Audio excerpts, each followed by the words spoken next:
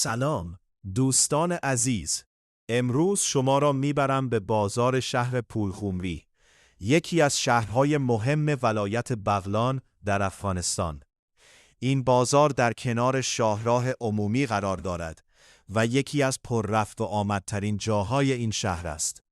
مردم هر روز برای خرید و فروش به اینجا می آیند. در این بازار می توانید انواع اجناس را ببینید. از لباس و بوت گرفته تا مواد غذایی، سبزیجات تازه و وسایل خانه.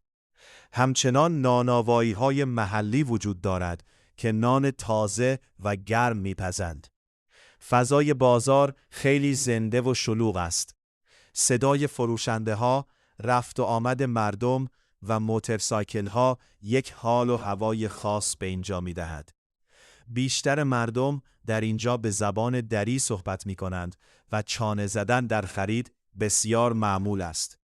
بازار پولخمری نه تنها برای مردم این شهر، بلکه برای مسافران شمال هم یک نقطه مهم است، چون این شهر در مسیر کابل به مزار شریف قرار دارد.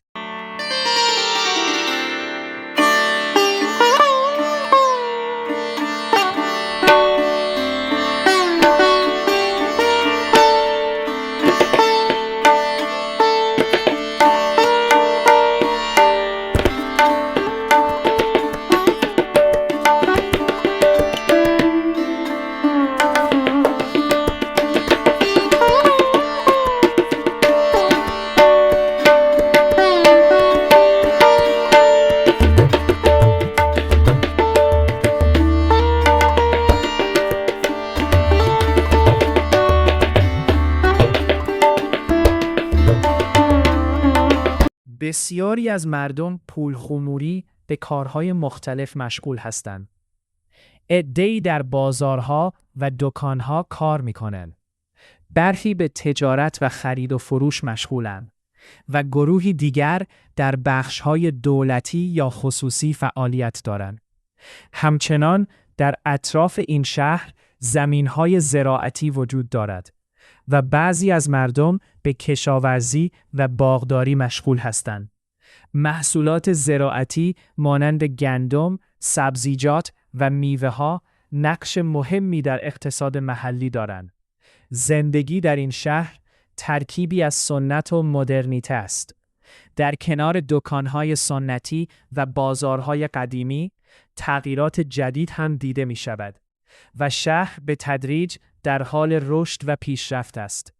با وجود همه این تغییرات، مردم هنوز هم به رسم و رواج‌های قدیمی خود پایبند هستند و فرهنگ اصیل خود را حفظ کرده‌اند. در بخشی از بازار مخصوص لباس‌های زنانه و طفلانه هم وجود دارد.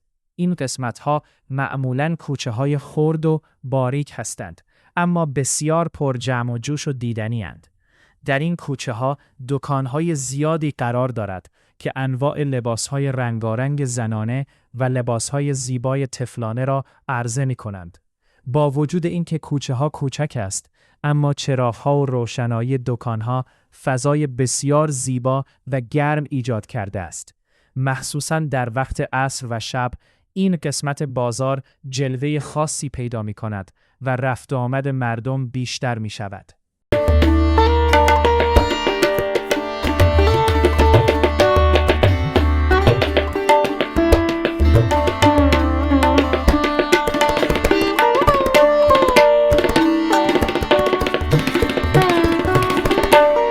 در کنار بازار و زندگی روزمره، آب هوای پولخمری هم نقش مهمی در زندگی مردم دارد.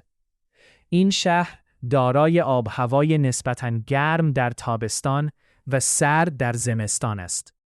در فصل تابستان، هوا معمولاً گرم و خشک می شود و مردم بیشتر در صبح زود یا عصرها برای کار و خرید بیرون می آیند تا از گرمای شدید روز دور باشند. در مقابل، زمستان‌های این شهر سرد است و گاهی برف نیز می‌بارد که باعث می‌شود فضای شهر کاملاً تغییر کند و زیبایی خاصی پیدا کند. بهار در پولخمری یکی از زیباترین فصل هاست در این زمان هوا معتدل و دلپذیر می شود. درختان سبز می شوند و طبیعت اطراف شهر جان تازه می گیرد. بسیاری از مردم در این فصل به تفریح و گردش در اطراف شهر می روند. پاییز هم با هوای خنک و برگ‌های رنگارنگ فصل آرام و دلنشینی در این منطقه به حساب می آید. وقتی شب فرا می رسد، فضای بازار پلوخمری کاملاً تغییر می کند و حال و هوای خاص و دیدنی پیدا می کند. چراغ‌های دکان‌ها یکی پس از دیگری روشن می شوند و نورشان کوچه‌ها و سرک‌های بازار را روشن می سازد.